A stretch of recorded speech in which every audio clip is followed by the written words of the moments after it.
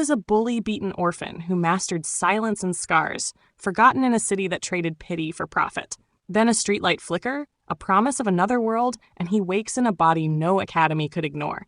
The only royal blood SSS rank mage in history. Kings want him, guilds fear him, classmates who laugh now bow or betray. Power doesn't erase his hunger for revenge, nor his jokes. With a snarky system, a throne-sized problem, and an origin no prophecy expected, he rewrites fate, messy, savage, and hilarious. Yet, they called him Ash, not because his name had any poetic charm.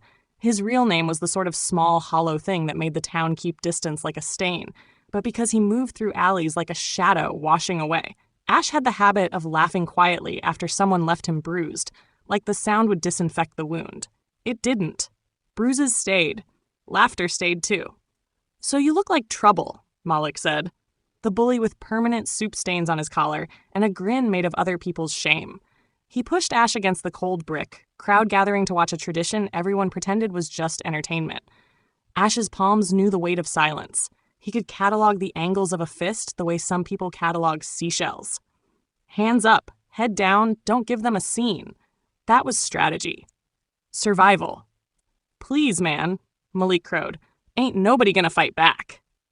"I'm allergic to justice," Ash muttered, voice small, the kind that could be ignored. But he watched Malik's face, the little twitch when someone believes they control you. It was delicious. Ash would remember it. Then the sky cheated. A line of azure. Not night, not dawn, like a seam in reality. Something clicked. The world became quieter and then louder and then nothing at all. System. Synchronization complete. System new entity binding. Royal lineage confirmed. System. Classification. SSS rank Archmage. System. Hey you? About time. Welcome to the upgrade you didn't buy. Ash blinked. He thought he was losing his mind. He couldn't have been, because Malik's hand never reached his face. Instead, the bully staggered back like someone had yanked the ground from under him. What the? Malik stared at Ash as though the bruises had rearranged themselves into a mirror. You cheating? Ash could have run. He could have smiled. The system, a voice that smelled of battery and bad decisions, kept narrating in his head as if he had purchased too many audiobooks. The inner monologue was a commentary track. System. Note. Mortal psychology. Expect panic, then attempted subjugation. Why are you like this? Who set the narrator to annoying elderly uncle? He felt a warmth bloom in his chest, not the shame heat he'd kept for years, but a core glow that hummed like a bell tuned to dangerous things. Light crawled along his skin and then consolidated into something like a sigil floating before his eyes. What? Malik stumbled, but the crowd pressed closer. They wanted spectacle. They had never wanted to be surprised by mercy or fireworks. They wanted the slow domestication of a human soul. Today, they'd get a show. Ash flexed his fingers. Magic. Real. Buzzing magic. Tasted of iron and old rain. He whispered a syllable, and the sigil expanded with the polite interest of a sleeping beast roused. Spark sand poured out and coalesced into a thin, luminous thread that wrapped around Malik's wrists like an apology. Let him go, Ash said. Unless. Malik tried to bargain. It was second nature, a rote syllable to summon courage from the room. A laugh, small, sharp, pushed out of Ash. Unless you want to apologize on your knees, Malik. That's a new fashion this season. People laughed in that way the city did, relieved that nothing major had changed, yet damp with the thrill of chaos. Malik's face drained. He didn't have the vocabulary for this. He had been trained to break things. He had not been trained to be unbroken. Ash could leave, walk away and let their social engine sputter. Instead, he did something petty and beautiful. He wrote his name on the brick behind Malik in runes that smelled of ozone. System. Warning. Unauthorized use of arcane graffiti. Reward, +2 insolence. Ash, cozy. This whole royal blood thing might pair well with a graffiti habit. Word of SSS rank spread faster than smoke. Not because someone shouted, the system had that covered, but because news traveled in tags, whispers with teeth. By the time Dusk put its signature across the city, the orphan who never learned how to own a room had a new problem. Everyone wanted a piece of that rank. You're the royal blood? An official said later that night, voice silk over rust. It was Lady Hest, who looked like a queen who had decided not to be kind. Her cloak smelled of papyrus and threats. The academies sealed letter. The council must be informed. Ash shrugged like a man who'd been told to keep a secret and immediately forgot. Council? I haven't even had dinner. You'll have council, dinner, and an estate if the king decides you are useful, she said. Or a funeral if he decides otherwise. Ash's mouth pulled. Humor is a knife that can fold into a smile. Which do you recommend for a dinner guest? She smiled like a guillotine. Both. Later, lying on the cot in a new ward that felt oddly like a borrowed sweater, Ash listened to the system list credentials and biographies of historic royals he did not know he belonged to. System. Ancestral files unlocked. Note. Royal lineage. Ashford Branwell. Prominent trait. Rare arcane adaptability. Ash thought. That sounds like a brand of cereal for noble wizards. Now with 30% more adaptability. He fell asleep with a laugh in his throat, which tasted like medicine and victory both. Tomorrow would bring coronations, threats, taxes, maybe. For now, he had a sigil on his palm and a voice in his head that insisted on commentary. Both felt like company. The next morning, the academy gates opened like jaws. Ash realized, as he walked between marble teeth, that the world had a new shape for him. The students watched him with the slow hunger of people who are both bored and curious. Teachers smiled with the intimacy of predators that style themselves as mentors. Archmage Ashford intoned Professor Varon during an assembly where the sunlight made everyone look like confident portraits.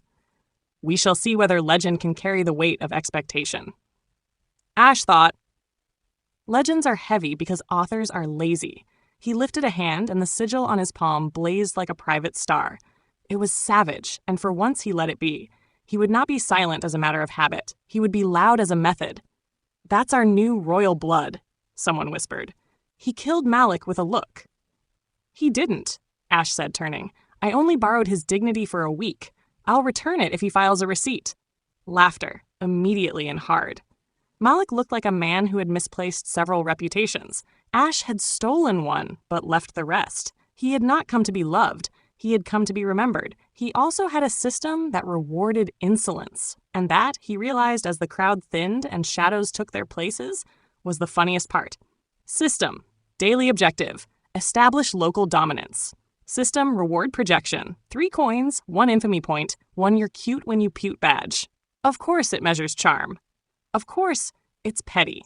He smirked, a curve that promised mild cruelty and sharp humor. The city felt new beneath his boots. A chessboard with too many pawns who thought they were rooks. Ash's plan would not be grand at first. It would be a series of small savageries, well-timed comebacks, and arcane graffiti. And if the king finds you dangerous, Lady Hest had murmured when they'd parted. Ash had looked at the city, then at his bruised knuckles. Then he'll learn the best kings are inconvenient. He was starting at the bottom of everything again, but this time the bottom hummed. The system provided, the bloodline granted, and Ash, Orphan, Mimic, Shadow decided to become the first thing the world could not ignore for the wrong reasons. They escorted him to an audience chamber that smelled like sandalwood and fear, and Ash realized fast that the royal court had a peculiar sense of humor. Tall banners hung like the history of a dozen dynasties, each promising the pain of being born into paperwork. Vaults of velvet made the floor whisper. Portraits watched him with the patience of people who had been betrayed many times. Archmage Ashford, the king said, and his voice rolled like a proclamation and a threat in the same breath. He had the sort of face that could tax a village with a smile. You arrive with power untrained. Ash folded his arms like somebody checking the seams of a coat. Power untrained is still power. It behaves like a cat, mostly lazy until you anger it. The king's eyes narrowed. And your intentions? Ash considered the phrase. Intentions were expensive. He was poor in any currency that required moral accounting. He'd been paying in survival all his life. My intentions, he said out loud, are to make sure people understand what it means to be underestimated. A ripple of amusement, sharpened by unease, passed through the room. Several ministers annotated his answer with mental pens. A man in a gold vest scribbled something in a ledger, and then raised his eyebrows as though he'd just discovered a new weather pattern. You may stay at court, the king announced after a pause. But remember, you owe loyalty. Ash laughed softly. Debt collectors, got it. What's the interest rate? Obedience is not measured in coin, the king said. No? Ash cocked his head. You sure? Because I'm not sure I can afford the emotional repayments. Lady Hest watched from the shadows, the shade of her expression a blade with a velvet handle. You will learn quickly, she said, or the lessons will be taught cruelly. Practice makes perfect, Ash chipped in, or at least highly watchable. When they moved him into a wing of the palace reserved for ambiguous allies and inconvenient relatives, Ash found a window that opened on the city like a wound. He could see the slums he had known, the alleys that taught him to be small. The palace was loud and safe in a way that made his skin itchy. System, mission update, secure alliances, identify threats. System, note, threat level, variable. High for newborn royalty. Great. Not only do I have an ex-bully to deal with, but also the entire social contract of monarchies. That night, after the servants learned to read the way he liked his tea, cold, slightly sarcastic, he discovered a book lodged between velvet cushions, an ancestral ledger with names and faces and promises people made to gods long dead. Ash flipped through pages like a man reading someone else's crimes. Your ancestry is complicated, the system said cheerfully. That's understatement wrapped in curse words, Ash sighed. He read about a war, a bargain made with a thing that lived beyond borders, and a marriage that left a lineage with temper and terrible luck. So, he said, aloud to the ledger and the voice in his head, my family is dramatic. System. Confirmation. Dramaticity level exceeds standard royal average. Recommend. Performative wryness. Ash laughed, and in his laugh there was something like defiance. The city below still called him orphan sometimes, with bitterness. The palace would try to teach him etiquette. He would teach them chaos with a tailored cut. You're the only royal blood SSS rank in history, a tutor said next morning, bringing scrolls and the kind of smile that practiced at empathy. This place will define you. Ash looked at the scrolls. They promised lineage, duty, maps of obligations. He wanted to be defined by something that made sense to him. Jokes, precise retribution, and a stubborn refusal to be heroic on command. And if I refuse, he asked. The tutor blinked as if the word refusal required investment banking and a notarized form. Refusal is a luxury. Ash shrugged. Good. I plan to be rich in luxuries. As formal lessons began, magic teachers tried to chart his abilities the way scientists chart storms. Politely, but with thick lines of fear. They asked questions like spin doctors. When he demonstrated a small conjuration, a floating cup that sang haunting lullaby in an untrained soprano, the room trembled with a different currency, respect mixed with fear. You're reckless, a professor told him. No, Ash said. I am deliberately inefficient with intent. System. Milestone reached. Insufferable charm +1. Ash. The system's flattery is oddly motivating. I will use it to fund my revenge. A plot unfurled quietly. The academy held students who thought tradition was their birthright, and one of those students wore irony like armor. Elise, sharp-tongued, scarred like a map of half-forgotten wars, approached him with the curiosity of someone who'd grown up reading curses in nursery rhymes. You're new blood for old money, she said. You'll either fix everything or break it amusingly. Ash smiled. I'm an artisan. I craft amusement through chaos, she snorted. A pity you weren't around when the library's books needed rearranging. If by rearranging you mean set some logic on fire, then yes, I was born for it. She laughed, that dangerous sound that meant potential friend and possible partner in petty mayhem. We could start with the library. There was something satisfying about making mischief with someone else who had shrugged at everything. Elise's eyes flicked to his palm and then to his face. You have royal sigils? She observed. They're loud. They're awkward, Ash replied, like having a billboard for dangerous tattooed on your forehead. You're an advertisement of trouble, she said. I like it. The system chimed, delighted. System, social bonding event detected. Potential ally, elite class 1.5. Ash thought, the system likes shipping me. I have feelings about that. They planned, in the way conspirators plan, small steps, big jokes, and contingencies written in disdain. The academy would have its rituals, the king his demands, and the city its appetites. Ash would be the contrary element that made the equation interesting. He'd been an orphan who learned to walk through the world unclaimed. Now he had a name tied to a throne and a system that graded his sarcasm like a metric of power. He could hear the gears of politics begin to settle in motion, and he loved the sound, like a clock being wound for mischief. Tomorrow, Elise whispered one night as they leaned against a moonlit parapet, we unsettle a librarian. Ash grinned, the expression of a man who'd been underestimated so often it had become his favorite weapon. Let's vandalize canon. And then, she asked, then we watch the Empire try to put a price on satire. Elise laughed and pushed his shoulder. Savage. Savage is my hobby, Ash said, and inconvenience is my religion. Beneath the laughter and the plotting, a quieter feeling slithered through him. Power. It hummed, not as a singularity, but as a tool he could wield to rewrite the rules. The system would keep counting his insolence and awarding badges. The court would plot and pawn. He would answer with mischief and moth-eaten truths. Outside, the city slept in stitches, dreaming of kings, of debts, of the man who'd stolen dignity and stored it like a souvenir. Inside, Ash polished a sigil on his palm and thought, very sincerely, nonsense thoughts about who would learn to fear his jokes first. System. Prediction. Fate is a schedule. Recommendation. Cancel all subscriptions. Ash. Funny. I was planning to unsubscribe anyway. He closed his fist around his palm's sigil and smiled, sharp and content. The world was starting to look like a story, and he, miserable and magnificent, would write the best footnotes. The morning at the academy looked peaceful, which meant danger was stretching behind every curtain, waiting to jump scare someone into a political decision.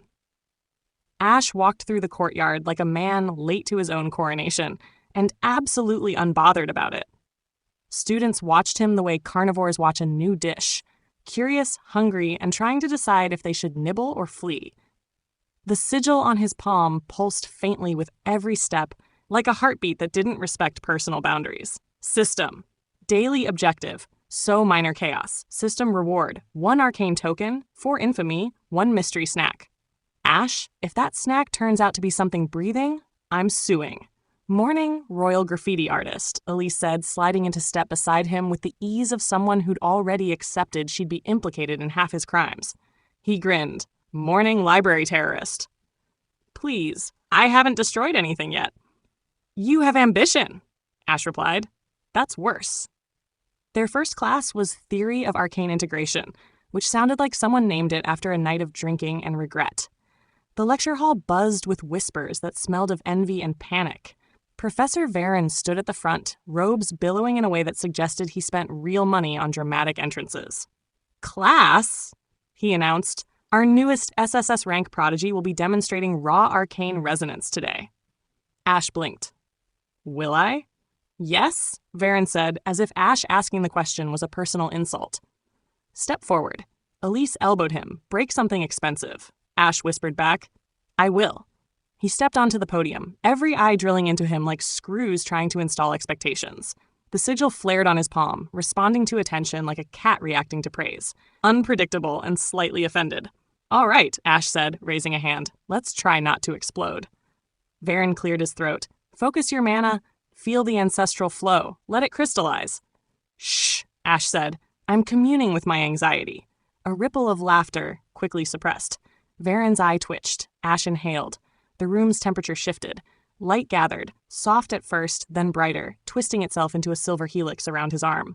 It hummed like a living thing searching for prey. Then, boom. The blast wasn't destructive, but it was dramatic enough to send half the class ducking. A burst of shimmering pressure rippled outward, tossing papers and snatching wigs off elderly professors. Varen's hairpiece flew into the air like a startled bird. Silence, shock. Then, holy, one student shouted, he's an SSS rank blender. Ash dusted his hands. That was a warm-up. The real magic was giving Professor Varen a new hairstyle. Varen scrambled for his wig with the dignity of a man trying not to cry. Elise whispered, 10 out of 10 chaos. Perfect form. Excellent posture. System. Chaos success. Awarding bonus insolence. The system is spoiling me. I like it. Varen composed himself, barely, and said through clenched teeth, class dismissed. Ashford, remain. The room emptied with the speed of people avoiding an explosion sequel. Varen pinched the bridge of his nose. You possess destructive potential beyond known limits. If you do not learn restraint. No, Ash said cheerfully. Restraint is for people without personality. That's Are you even taking this seriously? Ash tilted his head. Define seriously. The professor sputtered. Elise had to look away to hide her grin. Varen finally gave up with a dramatic sigh that seemed rehearsed. Report to the restricted archives. The king demands you learn your lineage history. Maybe it will discipline you. Ash nearly laughed. I'm allergic to discipline. No doubt, Varen muttered. The restricted archives were darker than they had any right to be. The air smelled of old ink, dust, and secrets nobody wanted to confess in therapy. A gatekeeper librarian eyed him like a bouncer checking ID for a nightclub exclusively serving trauma. You're the SSS rank? The librarian asked. Allegedly. That qualifies you. He unlocked the door. Do not touch anything cursed. Ash stepped inside. So everything? Correct, the librarian said, deadpan. Elise joined him moments later, slipping through the door with the casual confidence of someone who never accepted the concept of rules. Ready to break the law academically? She asked. Absolutely. They wandered through aisles lined with tomes bound in seals and regret. Some books pulsed, some whimpered. One glared at Ash until he glared back. The system flickered. System. Detecting high-level enchantments. System. Warning. Possible entity observation. Fantastic. Haunted books. My favorite genre. Then they found it. A colossal book bound in black scales, bearing the crest Ash had seen on his sigil. The Ashford Branwell royal seal. A chill crept up his spine. That's your family history, Elise whispered. Ash touched the cover and the world shifted. He fell into a vision, a swirling echo of memory not his own. A battlefield. Fire streaking across the sky. A colossal shadow beast roaring between crumbling towers. A mage, his ancestor, stood at the center, weaving magic with frantic, furious grace. This world will devour us unless I bind the breach, the ancestor screamed. A tear in reality yawned open behind him, pulsing with starless void. Anyone who bears this bloodline must carry this power, the ancestor whispered. And the cost. Then his eyes, Ash's eyes, turned toward the vision's horizon, as if he could see Ash across time. Child of my line, do not run. The vision snapped. Ash stumbled, gasping. Elise grabbed his arm. What did you see? Homework, Ash said, voice hollow, the traumatic kind. Before they could process it, a shadow slipped between shelves. A figure emerged, tall, armed, wearing the insignia of the royal purifiers. They specialized in eliminating threats too powerful for comfort. Ashford, the man said coldly. By order of His Majesty, you are to be evaluated for containment. Ash blinked. Containment? I haven't even set anything on fire today. Your resonance spike was detected across the kingdom. Elise stepped in front of Ash. He didn't do anything wrong. The purifier raised a gauntleted hand. Move aside, girl. Ash's voice dropped. Don't talk to her like that. The man scoffed. You think your rank intimidates me? Yes, Ash said. And if it doesn't, you're about to revise your beliefs. The purifier lunged. Ash's sigil lit instantly. Instinct, not training. Power surged up his arm like a tidal wave begging to kill something. Elise shouted, Ash, don't! But she didn't need to. He wasn't aiming to kill. He flicked his wrist. A gravitational pulse slammed the purifier into a shelf, pinning him like a decorative tapestry. Books rained down on his head with glorious pettiness. The purifier struggled, face red. Release me, you. No, Ash said calmly. I'm punishing your attitude. It's educational. Elise clapped quietly. Beautiful, dramatic, literary. Ash leaned forward, smiling without warmth. Tell the king, I am not his weapon. I am not his pet. If he wants loyalty, he can earn it. The purifier trembled with fury. You dare defy the throne? Ash shrugged. I'm an orphan. I've been defying authority since birth. He released the spell. The purifier collapsed, scrambled up, and fled as if chased by existential dread. Elise exhaled. You know this means the king will escalate. I know, Ash said, but so will I. System, new quest. Defy the crown. System reward, unknown risk, extreme. Ash, perfect. I love terrible ideas. That evening, Ash returned to the palace escorted by guards whose hands hovered near their swords. Word spread fast. Fear spread faster. Lady Hest waited in his chamber like a warning wrapped in silk. You attacked a purifier. He attacked my afternoon, Ash replied. You are making enemies faster than you're making progress. I'm talented that way. She stepped closer. The king sees you as a threat. You must tread carefully. Ash's smile sharpened. Let him be afraid. You do not understand court politics, she snapped. No, he said, stepping closer. Court politics do not understand me. The sigil on his palm flared, casting the room in silver light. Hest's breath hitched. What are you planning? Ash smiled with soft cruelty. To stop being underestimated. That night, standing on the balcony overlooking the city, Ash whispered to the system. Ash, I want to break every rule they try to cage me with. System. Approval. 97%. Suggestion. Become inevitable. Ash grinned. Oh, I plan to.